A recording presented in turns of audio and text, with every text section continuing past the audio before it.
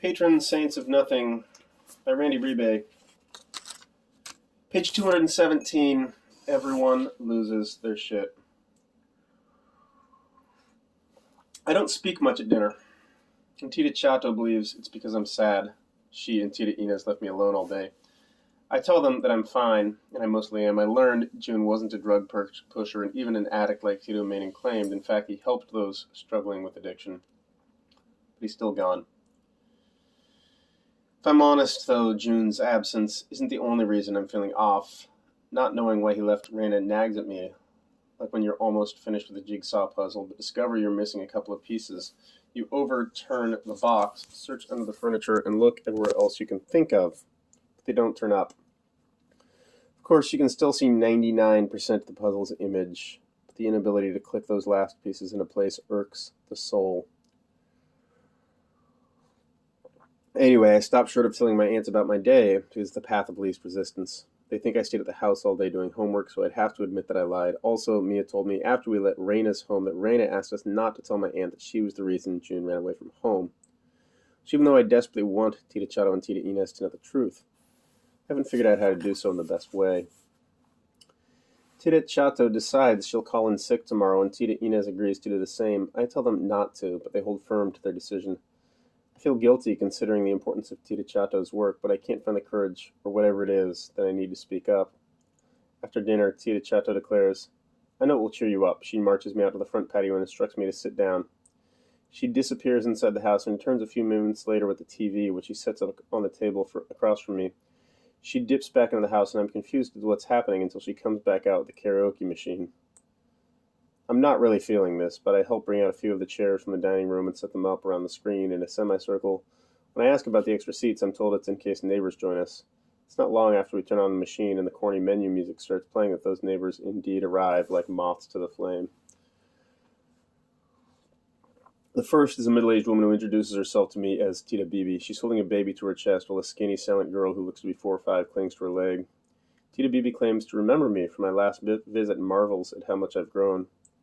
Another one of the neighbors is a man in his 20s named Gregory. He's stocky with light brown skin and neatly styled hair, shiny with gel.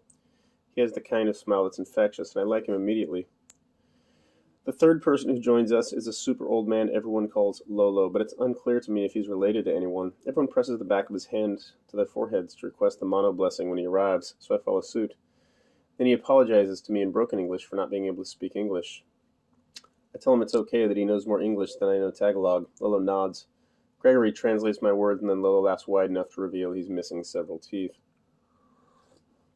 As everyone settles in, Tita Inez brings out a couple of bags of chicharron, the Filipino version of pork rinds, and then passes a bottle of San Miguel to each of the adults, including me.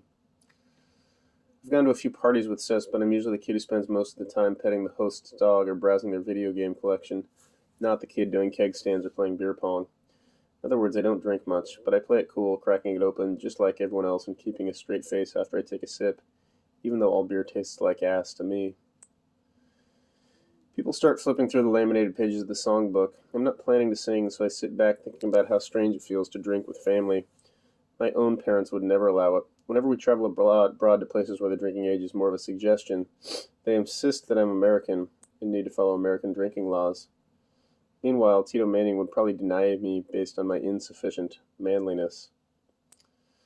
I know it's a superficial thing, but it's nice to be treated like an adult. I lean back and take another sip, as Gregory takes the mic first and asks Tita Chateau key in his song of choice. He stands up and demands we clear an absurd amount of space for him, so we do, laughing all the while. He clears his throat as the first chords of his song start playing that weird, digitized, instrumental karaoke music kind of way. I don't recognize the tune, but everyone else seems excited. The song title appears, informing me it's Harana by a band called Parokya ni Edgar. Images of Philippine beaches start showing in the background. Tagalog lyrics appear on the screen a moment later, the words turning from white to yellow, marking the timing. Gregory has an impressive voice with decent range. He's got us all nodding and smiling as he hams it up, swinging his hips with a rhythm and clutching a fist in the air and leaning his head back with closed eyes as he belts out the more passionate parts. Everyone else except me sings along, but not so loudly as to steal the spotlight. The song reaches its final chords, everyone claps, then a huge number 92 appears on the screen, his score, and Gregory shakes his head. In English he says, "Aye, 92. Should have been a perfect 100. Everyone laughs again, and he passes the mic to Tita Inez. A few more neighbors have gathered around now, some standing behind those of us who are seated, and a few leaning against the gate on the street side.